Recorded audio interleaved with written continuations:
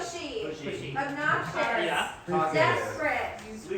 used cars. She's Yeah, I good. have used cars. I've sold a bunch of used cars. I've bought a bunch of used cars. I definitely think used car salesman. I think Wolf of Wall Street, and I think Glengarry Glen Ross, and I think used car salesman. Somebody who's pushy, somebody who's not on my side. And yet, we are all selling all the time. That's what all of us who are coming up on stage are going to be doing tonight. That's what I do, certainly for my business. I run a small media agency, and when I'm talking to clients, I'm selling. But when I'm trying to get my 11-year-old nephew to eat his broccoli, I'm also selling. When I'm trying to get my border collie to sit, I'm also trying to persuade her to do what I want. And so today I'm going to talk about some tactics for sales.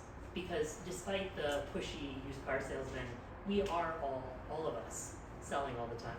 And so what can we do to sell in a way that is actually useful to the people that we're talking to? The 3 different tactics that I'm going to impart to all of us, and particularly to those of us who are on stage tonight, are forming an authentic connection, telling a story that is both relevant to you and the person that you're talking to, and then that final third step, the dreaded ask, what they call in sales the close. So first, connection. My very first experience with sales was at 5 years old.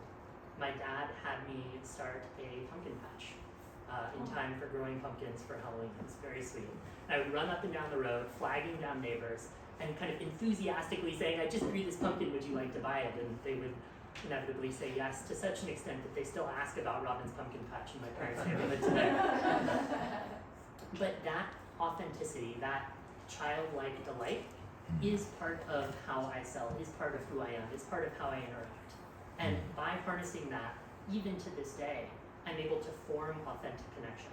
And so when we really tap into who we are and how we show up at our best, we're able to invite people towards our worldview. Another business that I built is called Robin's Cafe. There's a theme here, I know. It's in the Mission. It's at 17th and Shotwell. I started it in 2016 on 3 weeks' notice, and I sold it 3 years later on Craigslist. I don't recommend doing a restaurant in that way, but it's still around. I'm no longer associated. The way I was able to build that restaurant as a successful endeavor was by telling the story of, I was a dancer at ODC, which is a nonprofit dance center in the Mission. I lived in the Mission 10 years. The Mission at the time was going through this very interesting trajectory of evolution into kind of the modern hub that it has become. And I also knew the stories of the people on the street, the people who lived there, the people who worked there, the people who were being displaced from their homes there, the unhoused populations. And by telling my story and hearing the story of the neighbors, I was able to form, back to that first point, the authentic connection, to sell the idea, sell the principles of this restaurant that I was building.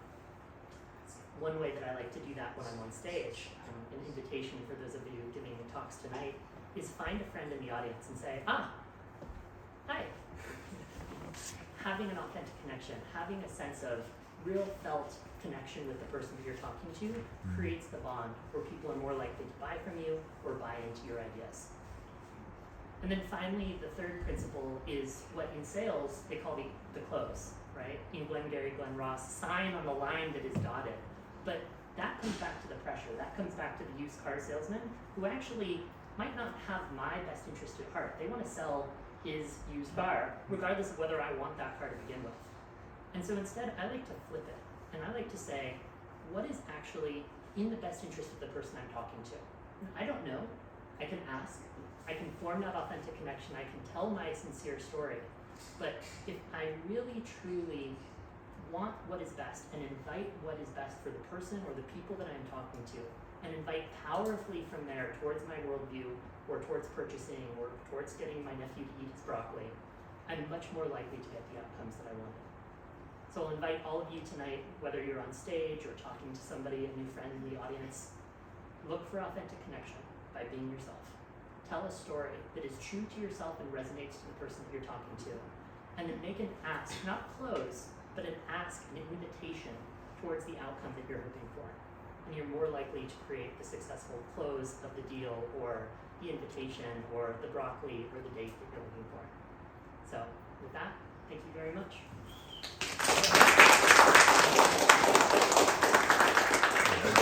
I love it. And we will switch to Q&A. I did forget to ask about the on deck, so Andrew Martinez is going to be up next. But yeah, for cafe that you owned for 3 weeks, is it still called Robin's Cafe? So I owned it for 3 years. I started it on 3 weeks' notice. Oh, okay, I'm sorry. It is I still thought you called owned Robin's it. I was Cafe. like, is it still called Yeah, Robin's Cafe? yeah. So I had lived in the neighborhood for 10 years. There was an opportunity to open up a little corner store, a little cafe. It is still called Robin's Cafe.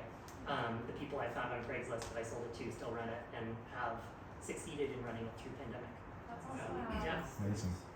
Yeah, please. What does step 3 with your nephew eating broccoli sound like? Closing the mouth. No, actually it's the opposite of that. It's opening the mouth. So the way that I get my nephew to eat his broccoli is by staging, he's 11, right? It's a competition of how much broccoli can you shove in your mouth? You think I can put another couple more pieces in? Now you try, right? And it's looking for that, that way that connects to him, right? Making a game of it, being playful, being ridiculous, and then doing something that creates an incentive where he's going to do the same. Fantastic. Yeah.